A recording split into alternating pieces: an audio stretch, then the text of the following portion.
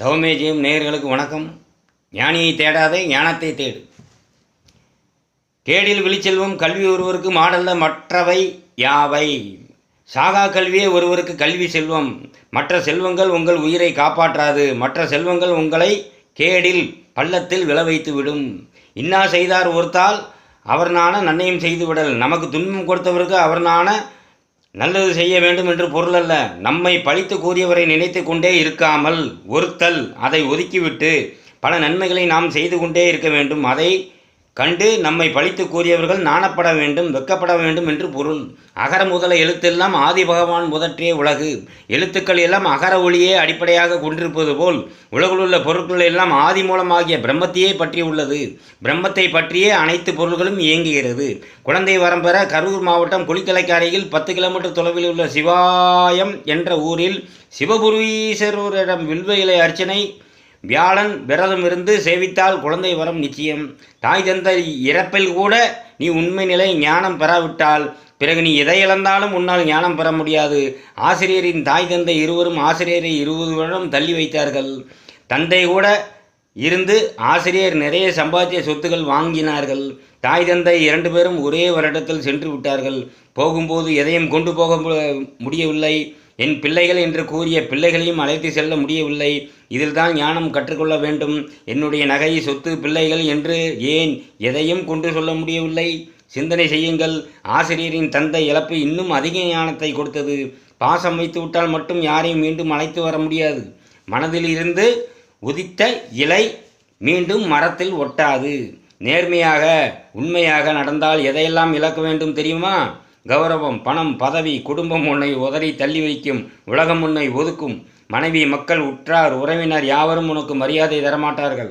யார் கைவிட்டாலும் பிரம்மம் மட்டும் உன்னை கைவிடாது. ஏனென்றால் பிரம்மம் மட்டுமே நேர்மையாக உள்ளது, உண்மையாக நிலையாக உள்ளது. அது ஒன்று மட்டுமே.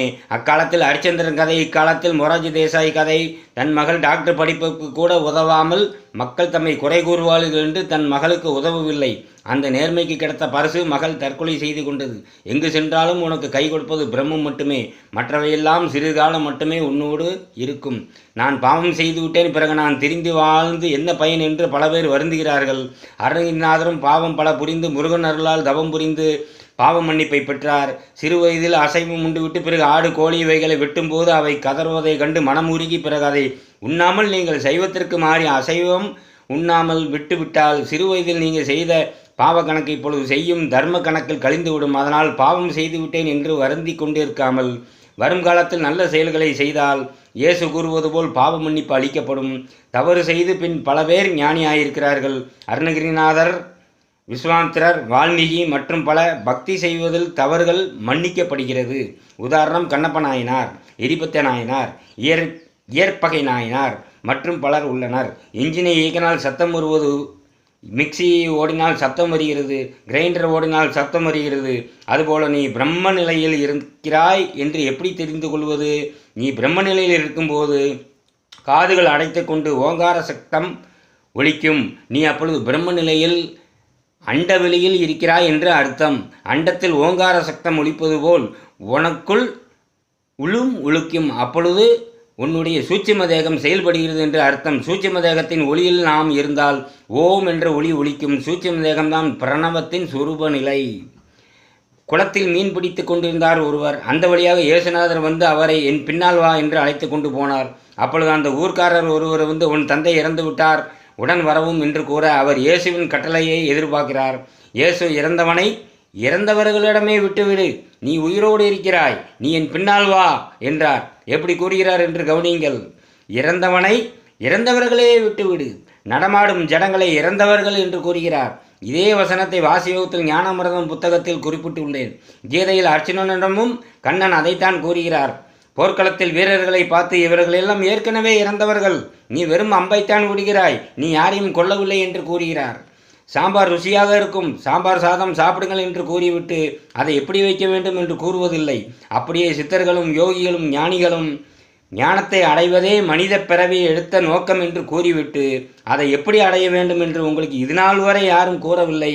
இதுதான் ஞானம் என்று கூறவில்லை. இது ஏதோ கை கெட்டாத பொருள் என்று வர்ணித்து உங்களை அதை அடையவிடாமலேயே வைத்திருக்கிறார்கள். ஆசிரியரும் அதை கூறும் வாய்ப்பு இருந்ததால் சாம்பார் சாதம் எப்படி வைக்க வேண்டும் என்று கூறியிருக்கிறோம். ஞானம் எப்படி அடைய வேண்டும் என்று கூறியுள்ளோம். அது உங்கள் கையில்தான் உள்ளது, வேறு எங்கேயும் இல்லை. பிரம்ம வித்தையால் ஞானத்தை சுலபமாக பெறலாம், எந்த வயதிலும் பெறலாம். தவம் செய்தாரை தாழ்த்து பேசுவது உத்தமர்களுக்கும் ஞானிகளுக்கும் பேசும் பேச்சுகளுக்கும் குறை கண்டுபிடிப்பது ஏதோ நாம் ஆன்மீகத்தில் இருக்கிறோம் என்று கூறி அதற்கெல்லாம் விளக்கம் கூறுமாறு கேட்பது தவறு. இதற்கு பெயர் ஆன்மீகமில்லை. தட்சிணாமூர்த்தியிடம் சனகாமுனியவர்கள் கேலியும் பதிலும் மௌனமாகவே நடைபெற்றது. மௌனமே குருவாகவும் சிஷ்யர் பாவமாகவும் இருந்தால் தெரிய வேண்டிய பதிலோ கேட்க வேண்டிய கேள்வியோ இல்லை என்று தெரிய வரும். மௌனம் கற்றுக்கொள்வதுதான் பாடம். உறக்க கத்துவதனால் ஒன்றும் நடந்து விடாது. வணக்கம்.